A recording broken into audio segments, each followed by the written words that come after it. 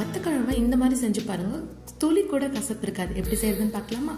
கடாயில் 3 table spoon எண்ணெய் சேர்த்துக்கோங்க. 10 பல் பூண்டு, 10 சின்ன வெங்காயம், 1 டேபிள் ஸ்பூன் அளவுக்கு மிளகு, 1 ஸ்பூன் அளவுக்கு சீரகம், 1 டேபிள் ஸ்பூன் அளவுக்கு கொத்தமல்லி தூள், 1 ஸ்பூன் அளவுக்கு மிளகாய் தூள் இந்த எண்ணெயோடு சேர்த்து அரைச்சி எடுத்துக்கோங்க. ஆற விட்டு அதே கடாயில் சுண்டைக்காவை நல்லா தட்டி வறுத்து எடுத்துக்கோங்க. பச்சை சுண்டைக்காய் தான் நான் சேர்த்துருக்கேன். காஞ்சதுலேயும் செய்யலாம். தாளிக்கிறதுக்கு வெந்தயம், கடுகு, 3 வரமிளகாய் சேர்த்துக்கோங்க.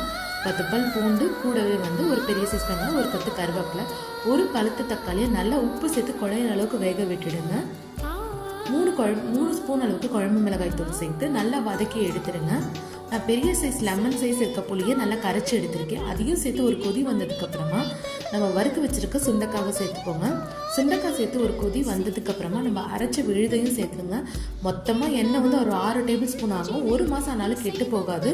ஸோ நல்ல டேஸ்ட்டாக இருக்கும். நீங்கள் ஸ்டெயின்லெஸ் ஸ்டீல் டப்பாவில் ஸ்டோர் பண்ணி வச்சுக்கோங்க. அவ்வளோ டேஸ்ட்டாக இருக்கும்.